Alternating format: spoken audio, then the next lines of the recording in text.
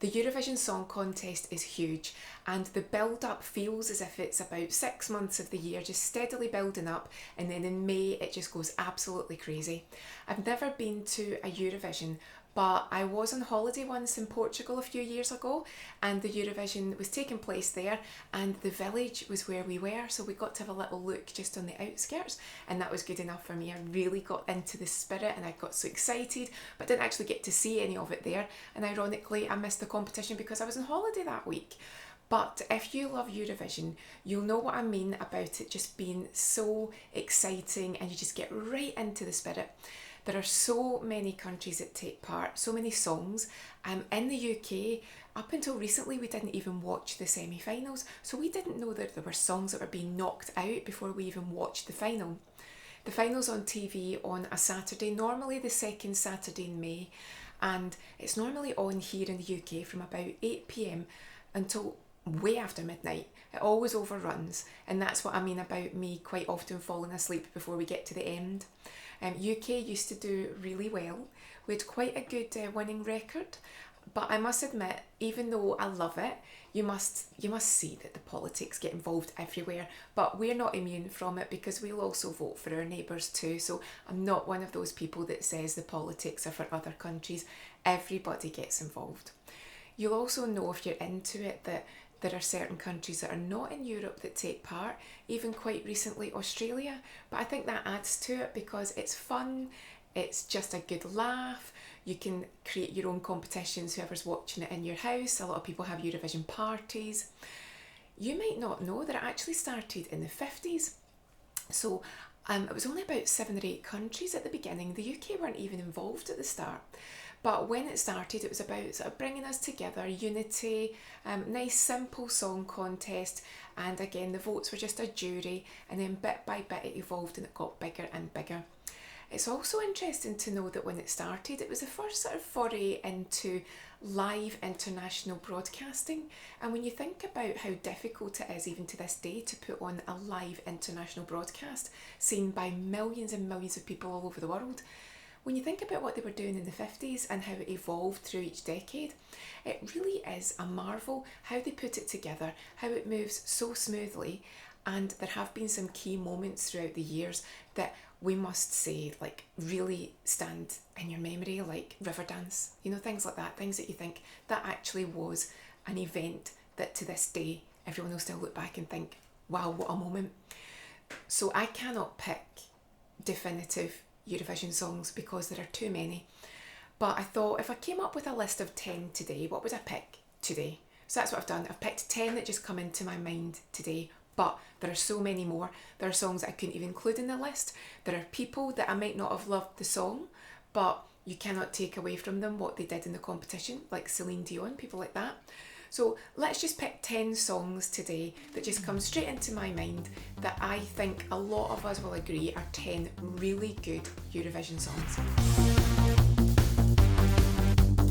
So today when I thought, right, 10 Eurovision songs that I love, the first one that popped into my head was 2015 Sweden, Måns Zelmerlöw, Heroes. What a song. And what also impressed me was it was an instantly catchy song. It was really good. It was like a classic. Take it away from Eurovision and I still think it's a fabulous song. But the staging, not only did he have to sing that song and sing it well, but he had to hit different marks. He was interacting with an animated stick figure. He had all these different effects. And I thought, if you can do that to that level and sing it perfectly, and it's an amazing song, no wonder you deserve to win. So to this day, Heroes is just a fantastic song. Do you agree? Each year when I hear the UK entry, I most often like it. Quite often I love it, and I'm always hopeful that we're going to do really well. And as you'll know, in recent years with the UK, it's a bit hit and miss. When I heard the 2022 entry and it was Sam Ryder and Spaceman, I thought we are going to win this. It was such a good song. Again, it just gets straight in your head. The quality was unbelievable, and he is just human happiness. We did so well I believe we won the jury vote, and he was such an amazing ambassador. Every time you watched him being interviewed, every time you saw him on TV, you just felt as if he had the complete right attitude for Eurovision, and he just did us so proud. Spaceman was an amazing song. It is still a song I really enjoy hearing, and I was saying to everyone at the time, you have got to hear this. You've got to hear this song. I think we could do it. And do you know what? We came second, which is the best we've done for years. So Sam, you're fantastic. I love the song, and I still love to hear it whenever it comes on the radio. Now remember, this isn't a top 10, this isn't my favourite of all time. This is writing 10 songs today that stick in my mind from Eurovision that I really love. And tomorrow it could be another 10. But this one I feel was such a good song, and it was quite underappreciated at the time. It was our 2018 entry. It was SuRie and Storm. I think that is such a good pop song. I think any other time it might have done better, but I think it still performed really well. She was excellent.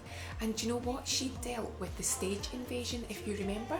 Live at the finals, she's singing away, she's performing it beautifully, and someone comes up and steals the mic from her. And I just remember she was in the background just clapping, and she was just getting on with it, and she did not let anything stop her, and she got her mic back, and she sang it even harder and even better, and I salute her for that. And I think SuRie and Storm is an excellent Eurovision song, and if you don't remember it, or if you've not heard it for a while, listen to it and you'll get what I mean. It is such a good tune. The next one is another UK entry. I think it should have won. Now, I can't actually remember who won that year, but it was Gina G, 1996, Ooh Ah Just a Little Bit. I was 16 that year, and I think it would have fallen around about my birthday. So it's what was quite good at that time was if you really liked a song and one of your friends didn't know what to get you for your birthday, they'd get you the CD single. And that was enough for your birthday in those days, because you're talking about £4 or £5, and they'd be like, right, there's your present, there's your CD single, and you loved it. So Gina G was Australian, and she represented us, and she did a brilliant job. When you look back, it's hard to believe that she didn't win, and I think it's one of those songs that people might think in their memory, we won that year, but we didn't. I read online that the dress that she wore, which was like a mirrored disc dress, was actually something that had been made for Cher that Cher didn't choose. So Gina G got the chance to wear it, and she wore it beautifully at Eurovision. Again, it's one of those songs that just feels like a pop classic, and I would imagine that most people at some point in their life have heard that song. It is a classic, and to this day, whenever you hear it, you can't help but think, yeah, that is a classic pop song. The next one is 2012, it's Sweden, and it's Loreen, Euphoria. I would say that this actually was a bit of a line in the sand with where Eurovision was going, because she took it down a more clubby dance route, and she did it so well. So when she won, I think a lot of people might have presumed at that time that Eurovision was still a bit kitsch and still a bit funny and still doing the songs that might make you giggle, and there's still a lot of room for those. I didn't include those in my list today, but believe me, there's so many that are hilarious and I love them for it. But I believe that she took Eurovision down a route that we're still benefiting from today. Plus she did the double last year and she won it again with Tattoo. So I think Euphoria is one of those songs that if you don't like Eurovision, you don't watch it, you're not even aware of it, you'll probably like that song and you won't even know that it was in the competition. But that's another one that you hear and you think, yep, that is a classic. And she did everyone proud, because I do feel that if you didn't respect Eurovision and what it was about before, and let's be honest, a lot of people still see it as something to be laughed at, she actually gave us everyone food for thought, and she made you realise that no, this competition can be as serious and as poppy and take it up to the club dance route as much as you want it to. Another great song. It's another Swedish one. It's 1974 and it's ABBA. Of course it is, it's Waterloo. Now again, I'm not deliberately picking the same countries. It's just what popped into my head today. It's just the ones that I thought, favourite 10, well it's got to be this, it's got to be that. How can it not be ABBA? It's a classic, it launched them. Again, if we all know the story, it was here that they performed in the UK, and shamefully the UK didn't give them any points. But I watched an interview with one of the jurors, and they said that what you've got to remember is that when they got to hear the original songs before the final, they didn't hear it in English, they sang it in Swedish. So it might have missed some of its punch and some of the catchiness. And I think even Bjorn and Benny said that it sounds better when it's sung in English. So we'll give the jury the benefit of the doubt and say maybe if you did hear Waterloo for the very first time and it wasn't in English, maybe it didn't catch you as much. But that was a year that we had Olivia Newton-John representing us, and I think we presumed she would be a bit of a shoo-in. And of course, ABBA took it, quite rightly. So how can you not have ABBA Waterloo in your list? They are the kings and queens of this competition. The next song that popped into my mind was Cliff Richard, UK entry 1968, Congratulations. Now, he entered the competition twice and he didn't win, but he came second with Congratulations, and that's another one that surprises a lot of people. Number one, that it was a Eurovision song, and number two, that it didn't win. So there's an argument that if it's a good enough song and there's enough distance between when you entered to now, people just think you won anyway. It's a funny one because so many parties, they'll have congratulations, people will walk into the room and it might be a surprise party and they'll start congratulations. It's a song that if you didn't know that it was written for the song contest, you might just think that it's always been a celebration song. So with Cliff, if you're not familiar with him, he is an iconic UK singer. He is just someone, again, that's had hits in every decade since the 50s. He is iconic here. It is such a good song. I defy you not to hear it and sing along. Plus it's got the end part where it gets into a bit of a clapping, chanting, and everyone's just having the best time. So you've got to have a bit of Cliff, and Congratulations is the perfect song for Eurovision. How can you not pick some Eurovision songs and not have the UK winning entry from 1981, Bucks Fizz, Making Your Mind Up? We won. It was a moment, again, that they say did change Eurovision. It certainly changed their lives. They had an amazing career after that. So many hit singles, number ones. Bucks Fizz, as the Fizz now, are still on the go today, and they still do their skirt ripping routine. They just seem to really encapsulate what it is to appreciate Eurovision, to enjoy Eurovision, and they never get fed up talking about it. If you hear them interviewed, that they'll say that it was their choreographer that came up with the skirt ripping, and they argue that that won them the competition, but it's still an excellent song. And the reason why they say that they did the little skirt rip is because Cheryl wanted a longer skirt, Jay wanted a shorter skirt, and apparently their choreographer said, well, let's do both then. And that's why at one part they whip off the skirt, and I guarantee you so many kids in school playgrounds up and down the country were like, right, mum, when I go to my dancing, I've got to get my little Velcro part in my skirt, and they all wanted to have the skirt so that when they went to dancing, they would be able to whip the skirt and just copy Bucks Fizz. So that is another classic that deserves to have won in 1981, Bucks Fizz. Just a classic group. Do you know what? I'm going to pick 12 songs because I find it really difficult to draw a line. I actually want to keep going, but I don't want to send you to sleep. My next one is the UK winner from 1976, and it's Brotherhood of Man, Save All Your Kisses for Me. That's another one where everyone did the dance, and don't tell me if you've not watched it, you haven't had a look in the mirror to see if you can copy it too. And do you know what? I can do that dance, and it's actually quite simple, and I think we should all have a go at the Brotherhood of Man dance. It's a lovely song. I won't spoil it if you're not familiar with it, but the very last line in the song is really sweet, and it ties the song together. It's just so nice, and again, a very well-deserved winner. A lot of people say that Brotherhood of Man is a bit like the UK's answer to ABBA. Not exactly, but you can understand where some of the similarities are, the two men, the two women. Some of the songs arguably might have had some influence from ABBA songs, but again, what a lovely song, what a great dance, and what a worthy winner. The next one is Ireland's winner from 1987, Johnny Logan, Hold Me Now. I'm not a big fan of power ballads, but I love this one. He sings it so well. He is a double winner. You can understand why he won, and he deserved to take the crown that year. Everything about the performance is just perfect. The song is amazing. It's so good. Again, still stands up today. He wears an epic white 1980s suit. It's worth it for that bit of Miami Vice going on there. Ireland, as you know, have been so successful in the competition. Ireland, Sweden, to a point the UK too. But again, what a song. If you haven't heard it for a while, or you haven't heard it at all, it builds and builds and builds, and then it's got such a powerful chorus. Johnny Logan is quite possibly one of, if not the king of Eurovision. My next one is the UK entry in 1982, and it's Bardot One Step Further. Now, it did really well here, and it was the follow-up from Bucks Fizz winning.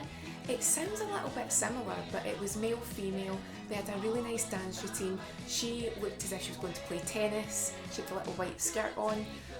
As I say, people thought they were going to win. They did well, but they didn't win. But it did sound quite Bucks Fizz-ish. So it's a really good song, a really catchy song. I think we were just disappointed that we thought we might have had it in the bag and we didn't. But the Bardot song is a really good pop song, really catchy. A lot of people love it again to this day. It's thought of very fondly in the Eurovision company. Anyone that's a real fan will say Bardot's up there as one of their favourites. And what I think's amusing about it is it's got some grammar in it that really annoys people, because I think they sing in it, instead of I should have taken one step, they say I should have taken, and that drives a lot of people crazy. So even if you just want to hear the grammar and question it for yourself, listen to Bardot. It is such a good Eurovision song. It is so hard for me to draw a line, but I'm going to stop at 12. And the last one that I'll pick today is Michael Ball, the UK entry, 1992, One Step Out of Time. Again, they thought he had a really good chance of winning, and I think he came second. He is, again, he's an icon in the UK, musical theatre, acting, he's an author, he's on the radio, he seems like such a genuine person, he's very fond of Eurovision, he speaks of it so warmly. And when I think of Michael Ball, I also think of Terry Wogan. And if you're here in the UK and you listen to the commentary, Terry Wogan was our Irish commentator and he was phenomenal. And now it's Graham Norton, who's also Irish. He too is phenomenal. They've got the right humour for it. They respect the competition, but they also gently take, what would they say, in a nice way, they make fun of it very gently, but it's the right side of it. They take it seriously, but they also take a gentle Mickey take out of it, shall we say, but we love them for it. And Michael Ball, he is similar. He loves Eurovision, he's very respectful of it, but he also sees the lighter side. He sang One Step Out of Time. I remember when he did Song for Europe, which is what they used to host here every year on the BBC, and it was our songs that were being selected to put forward for Eurovision. And if I remember rightly, he was singing all these songs and we selected the one that we wanted him to put forward, and it was One Step Out of Time. It's a really good song again. He sang it beautifully and he loves the air punch. So again, if you're not familiar with it or it's been a while, check it out and enjoy the Michael Ball air punch every time he sings the chorus. So I'll draw a line just now. I had to stop at 12, but you could go on with Eurovision. I could keep going. We didn't get a chance to mention Conchita. We didn't get a chance to mention Celine Dion. When Madonna performed, when we had Jade here and she did a beautiful job, but when she walked down the stairs, I think it was My Time, her song, and when she was walking down the stairs, the guy that was playing the violin accidentally bumped her with her mic, and she was trying to sing beautifully and he bumped the mic and she handled it perfectly. There are so many different situations that I didn't get a chance to mention, so many different bands and singers, but I think you might get a hint now how much I love Eurovision. Do you love it? Is it something that's passed you by? Is it something that you would like to watch? A lot of people watch it. If they're in different parts of the world, they'll watch it at breakfast time and we're watching it in the evening. I'd love to know your thoughts on Eurovision. If it's passed you by, if you adore it, if you're like me. I even know people that have bought the album every year and I didn't even know you could buy an album until that point. I'd love to know your thoughts. But yeah, I am a true Eurovision fan and I'm looking forward specifically to when it falls on my birthday again. We've got a year or two to go. But either way, this Saturday I will be sitting down and enjoying that Eurovision party and working out who I think is going to win. I'd love to know what you think, and I'll see you again soon.